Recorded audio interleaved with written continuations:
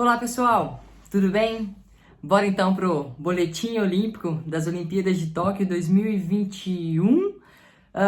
Prova de contrarrelógio individual, masculino e feminino aconteceu nessa madrugada lá na cidade de Fuji. Percurso para um contrarrelógio, na minha concepção, durinho, não é extremamente duro, mas durinho. Também um percurso técnico, porque eles passavam pela cidade ali, pela estrada e passavam pelo autódromo também, que foi a chegada da prova de estrada. E aí a chegada e a largada era dentro do autódromo, então curvas em alta e baixa velocidade, retomadas, tudo isso deixa o contrarrelógio técnico. E isso requer não apenas força, mas também habilidade de fazer curva. A velocidade que você entra numa curva e sai dessa curva influencia muito, tanto no quesito tempo, né? Porque uma prova de contrarrelógio individual, ela é o quê? É um atleta contra o relógio num determinado percurso. Que no caso, a prova feminino foi 22 quilômetros, era uma volta no percurso completo, e a prova masculina foi 44 quilômetros. O mesmo percurso do feminino era do masculino, porém a volta do masculino eram duas voltas e do feminino uma só. Bom, vamos passar aqui para vocês então as classificações, os três primeiros. No feminino, deu a holandesa Annemiek van Vleuten, no segundo, campeã, né? No segundo lugar chegou a Suíça Marleen e em terceiro lugar outra holandesa, a Anna van der Breggen. No masculino deu primeiro colocado Primož Roglič, Eslovênia, segundo colocado Tom Dumoulin, Holanda. Para mim uma surpresa, já vou falar sobre isso, surpresa boa. E terceiro colocado Rohan Dennis, eu acho que Austrália, se não me falha a memória. Uma curiosidade sobre o pódio masculino é que esses três atletas correrão juntos na mesma equipe no ano que vem, que será pela Jumbo-Visma, que é a equipe que esse ano está o Primož e o Tom Dumoulin. O Rohan Dennis se junta à equipe, vai sair da Ineos e vai correr pela Jumbo no ano que vem. Primeiro assim, eu vou fazer uma divisão, vou fazer alguns comentários sobre o que eu achei sobre esse pódio. Primeiro eu vou falar do feminino, depois eu vou falar do masculino, para não ficar indo e voltando, fica confuso na cabeça de vocês, né? Na minha concepção, assim, o que mais me chamou a atenção no pódio feminino, e me agradou, obviamente, foi a redenção da Annemiek van Vleuten. Ela fez segundo na prova de estrada, naquela atrapalhada absurda que até hoje, gente, rende discussões, principalmente aqui no nosso canal. Esse dia eu quase que apanhei online de um cara que veio falar que a gente passou informações erradas, que ridículo, e não sei o quê. E quando que as informações que a gente passou no vídeo só foi o que algumas das atletas falaram, né? A gente ainda citou quais atletas tinham falado o quê, né? E aí o cara veio falar que a gente estava passando informação errada. Aí acho que ele deve ter, desculpa o termo, mas vomitado um monte de besteira na minha resposta. O YouTube bloqueou o comentário dele, porque, gente, o YouTube tem um filtro, né? Deveria ter mais até, sobre algumas palavras que são colocadas nos comentários. E dependendo, o próprio YouTube remove aquele comentário para o spam.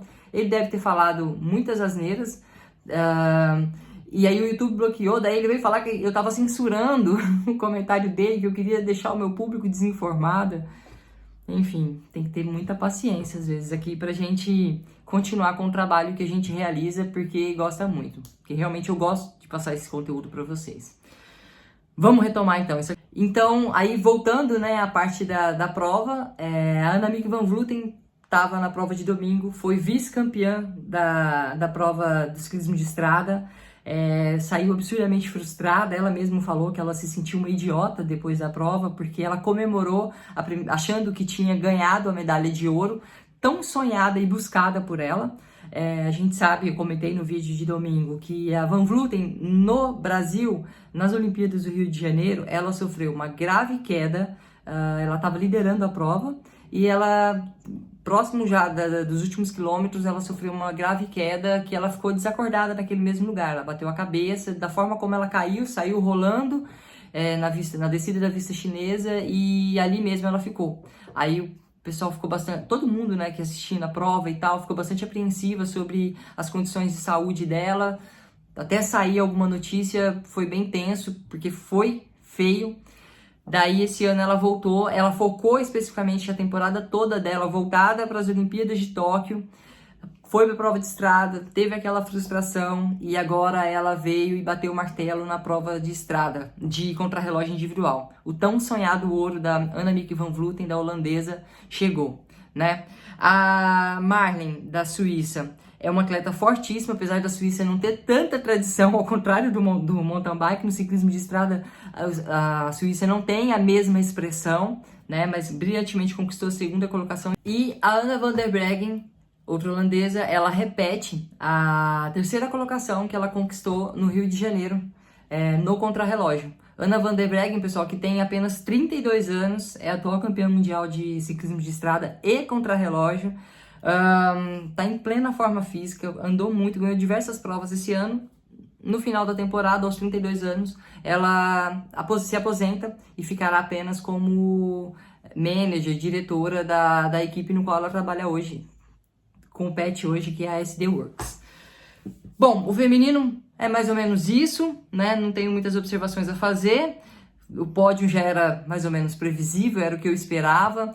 Um detalhe, a Chloe Dygert, uma americana que também eu tinha uma grande expectativa sobre ela, sobre o que ela poderia conseguir entregar nessas Olimpíadas, tendo em vista que há 10 meses atrás ela sofreu um grave acidente no Campeonato Mundial de Contrarrelógio, quando ela liderava aquela prova. Ela estava com 1 minuto de diferença para a segunda colocada, que no caso era a Anna van der Breggen. Ela fez... Deixa eu verificar aqui para vocês. Vamos verificar para não falar besteira. Vocês devem estar se perguntando, onde você vê os resultados, Cris? Os resultados de todas as competições vocês podem... De ciclismo, tá? Vocês podem achar no Pro Cycling Stats. Pro Cycling Stats. Vamos ver aqui o resultado da Chloe Dygert, que eu acredito que foi 5º lugar, se não me falha a memória. Não, peraí. A Chloe Dygert fez sétimo. E agora ela parte para a prova de ciclismo de pista. Ela faz parte da quarteta dos Estados Unidos, ela vai fazer a prova de perseguição por equipes. Eu vou falar mais sobre essas provas nos próximos dias, tá bom? Vamos então falar do masculino. Primož Roglič também teve a sua redenção.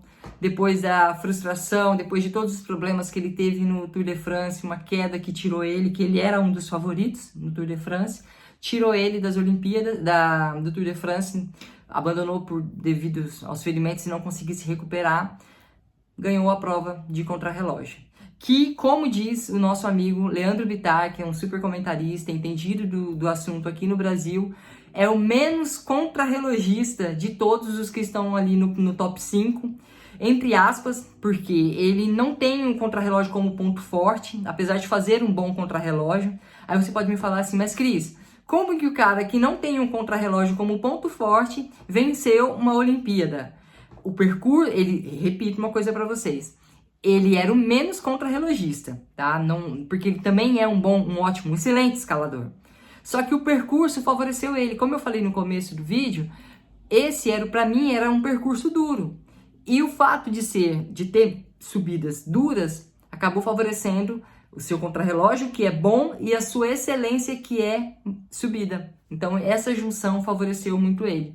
Então você precisa ver, eu vou colocar a foto aqui para vocês, o tamanho do sorriso, você vê que ele tá assim, de alma lavada, depois de tudo que ele passou no Tour de France. Você vê que o cara é até gostoso você olhar assim, até porque, gente, o Primož Roglič, ele é um cara muito simpático no pelotão e tal, só que é difícil você ver ele sorrindo nas provas. Às vezes ele é meio apático, assim, sabe? Vence umas corridas, mas fica meio assim e tal. E agora, eu acho que foi a primeira vez que eu vi ele sorrindo de forma leve.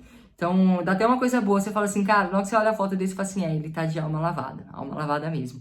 E pra gente que é atleta também, a gente sabe o quanto você conquistar um resultado desse faz bem. Não é nem pro ego, é pra alma. É pra alma. Fica até com a voz meio, sabe? Porque deve ser muito especial. Vamos mudar de assunto então, hein?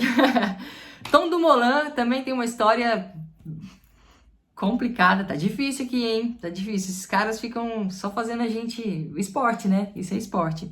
O Tom Dumoulin, holandês, conquistou a segunda colocação. No começo dessa temporada, ele tirou um tempo da bike, bem no começo da temporada. Ele pediu o afastamento da equipe que ele corre, a Jumbo-Visma, porque ele não estava legal. A gente sabe que o Tom Dumoulin já foi campeão mundial de contrarrelógio, é a sua especialidade. Tom Dumoulin já foi campeão do Giro de Itália, né, num ano excepcional. Óbvio que tinha muitos contrarrelógios naquele giro que o favorecia, mas ele estava subindo muito bem. Tom Dumoulin nos protagonizou uma imagem muito cômica naquele ano que ele ganhou o Giro de Itália, que ele precisou parar, ele desceu da bicicleta no meio da etapa e ele teve que correr para o mato para fazer cocô, desculpa, né, para fazer suas necessidades. E aí teve esses problemas psicológicos no começo da temporada, voltou e ele agora conquista essa medalha. Ele, na sua declaração nas redes sociais, ele só falou o seguinte: é muito bom me sentir ciclista novamente. E é engraçado porque ele não parou de treinar, ele só não estava com a cabeça boa para competir. E teve uma clássica que passou, eu não sei se foi Flanders, que passou na porta da casa dele. E ele saiu da casa e tinha até uma foto dele assistindo na internet, dele em pé lá, assistindo a prova passar. Né? E ele falou que naquele momento ele sentiu vontade de voltar a correr. Ou seja, ele sentiu que estava pronto, que a cabeça dele estava pronta para isso. E aí ele voltou a competir e já está ali num altíssimo nível. É um cara que tem um ciclismo muito, muito agressivo e muito forte. É bom ter ele novamente vencendo corridas e se destacando no pelotão.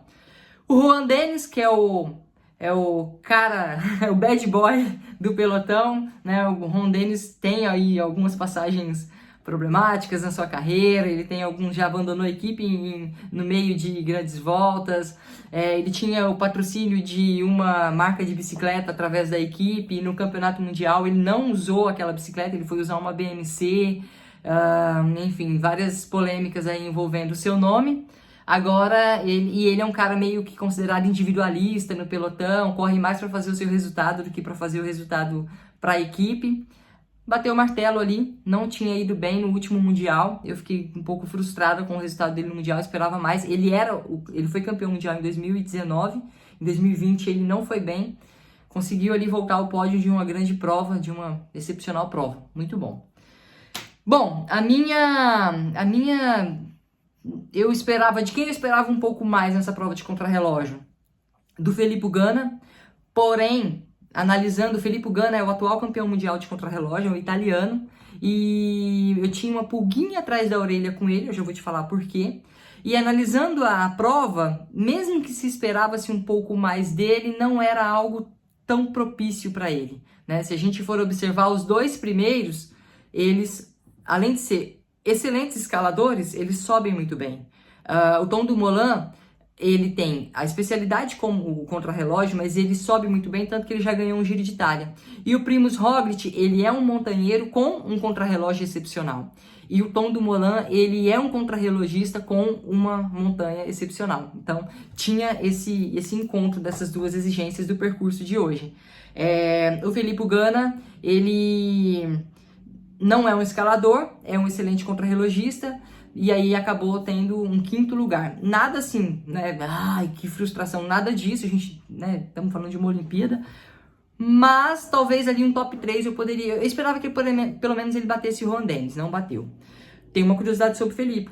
Assim como a Chloe Dygert, o Filippo Ganna também faz parte da quarteta da Itália nas provas de velódromo. Pode ser que ele tenha priorizado fundamentalmente a prova da quarteta, se ele assim considerar que ele teria mais chance de vitória na perseguição por equipes do que no contrarrelógio. Veremos isso nos próximos dias. E por fim, vamos falar do Wout van Aert, que na minha opinião, de acordo com a característica do percurso, era o franco favorito. Mas o cansaço bate para todos. Wout van Aert declarou que teve câimbras no meio de um contrarrelógio de 44 km. Fechando aqui, vamos ver, eu acho que o Wout van Aert fez um quinto. Deixa eu só ver aqui para passar para vocês.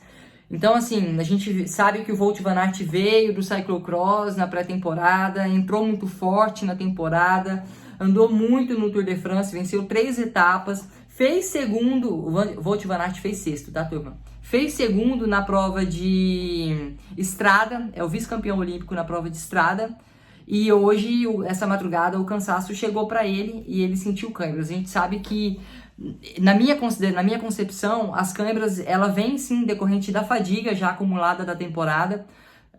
Vou entrar em detalhes aqui. A câimbra, ela geralmente acontece pelo quê? Fadiga neuromuscular, que é excesso de intensidade para aquela condição atual que você tem.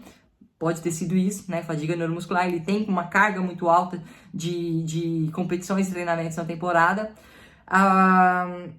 Câimbra também pode ser decorrente de uma alimentação inadequada. Eu acho muito difícil, esses caras são um relógio e não é só eles que estão envolvidos nisso. Eles têm pessoas que ficam, olha, agora você tem que comer isso, agora come, agora você vai comer isso aqui, né? Para não faltar nenhum detalhe.